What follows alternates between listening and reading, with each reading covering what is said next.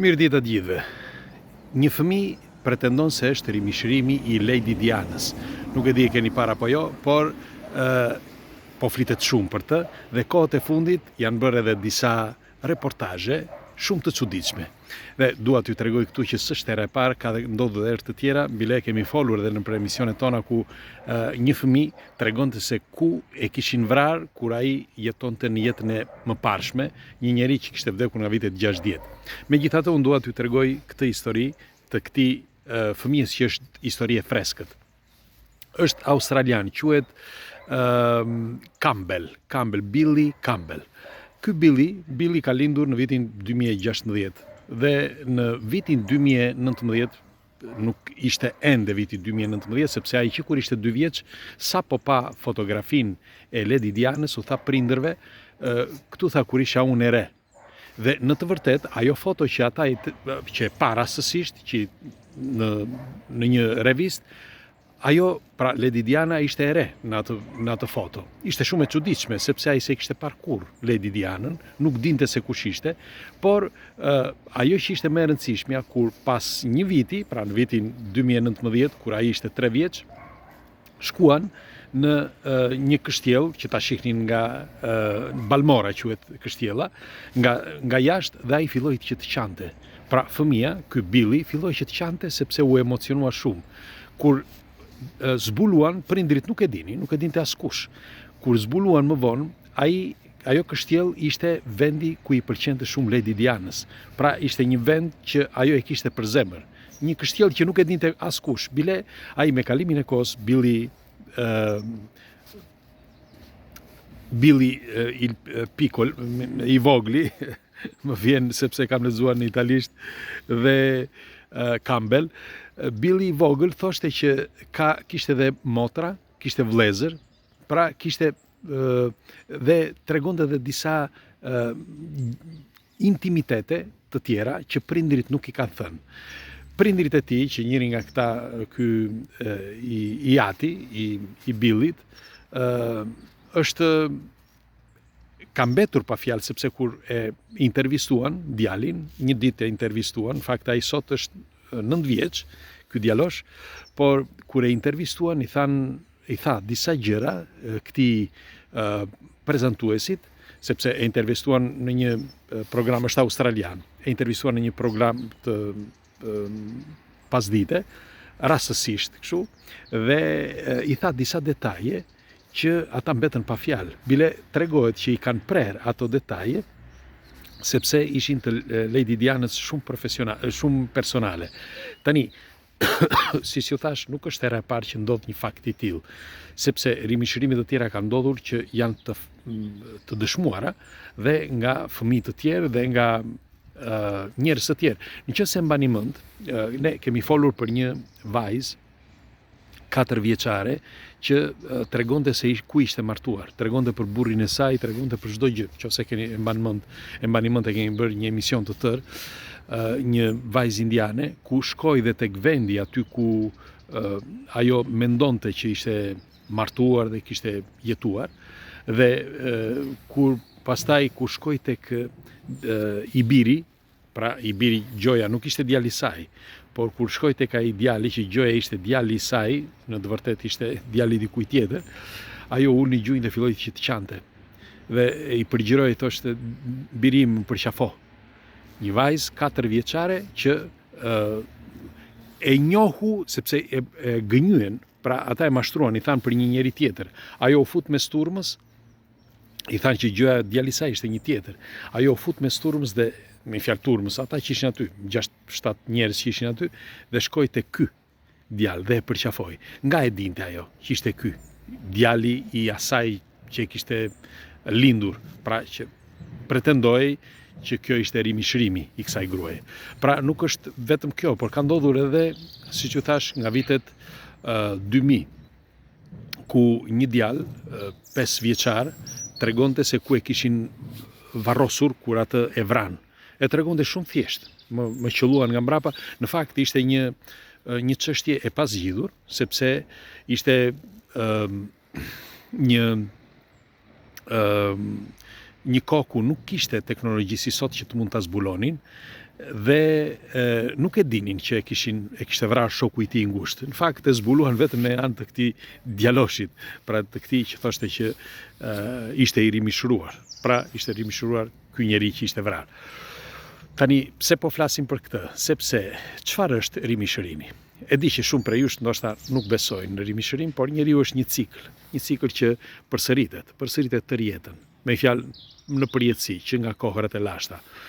Ç'është e vërteta, trupi ynë është një trup fizik ose një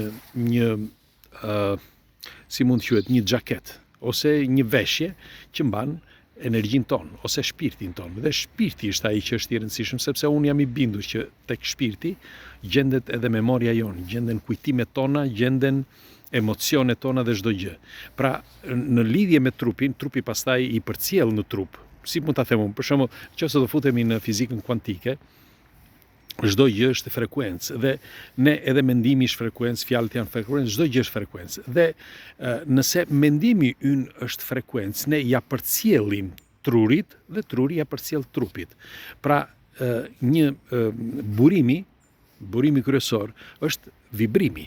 Pra, nëse është vibrimi, atëherë më çon të mendoj që është energjia jonë ose shpirti ynë ai që mban memorien dhe çdo gjë. Në fakt, unë do t'ju them dhe disa fakte që unë mendoj janë të pakundërshtueshme, që unë them që rimishërimi jo vetëm që është real, por që ne duhet të përqendrohemi tek shpirti, sepse nëse ne do të dimë se si të mbetemi në kontakt me shpirtin, unë mendoj që mund të jetojmë pafund, sepse mund të shkosh ku të duash, po ti mban mend çdo gjë. E di që ky mund të jetë një kaos dhe krijuesi e ka bërë në mënyrë perfekte, por për shembull, nëse ne do të shohim për shembull nëse mendon diçka dhe ajo vjen, ky është një fakt i pakundërshtueshëm. Për shembull, telepatia ose disa që mendojnë dikë dhe ai shfaqet. Të tjera janë informacione tjera që janë të pakundërshtueshme, për shembull edhe njerëzit që kanë përjetuar near death experience, pra ata që kanë vdekur klinikisht dhe janë rikthyer në jetë. Shumë prej tyre tregojnë për vende që nuk kanë qenë kurrë, por në mënyrë perfekte. Pra i tregojnë në mënyrë perfekte sikur të kenë jetuar atje. Në fakt, kur shkojnë, pa qenë asnjëherë në atë vend, në fakt kur shkojnë janë eksakte ashtu siç ata i kanë parë në momentin që ishin të vdekur. Pra ku i pan? I pan pikërisht pra sepse memoria gjendet në shpirt të njeriut, jo në trup. Ky është mendimi im. Dhe tjetra, në qoftë se njihni si fenomen, ka disa njerëz që flasin gjuhë të tjera. Unë mbaj mend për shembull, para kur isha i ri, më ka treguar babai im, që shumë prej jush e din që ai ishte le të themi një lloj mjeku popullor, e kishin të rritur një herë në një fshat afër dhe i thanë se nëse mund ta ndihmonte, ai ishte i ri atëre dhe i jati i tij sapo kishte vdekur, pra gjyqim. Dhe kjo grua i tregonte me fjalë teksa se ata me pak fjalë gruaja kishte trupin të ngrohtë, ishte e moshuar.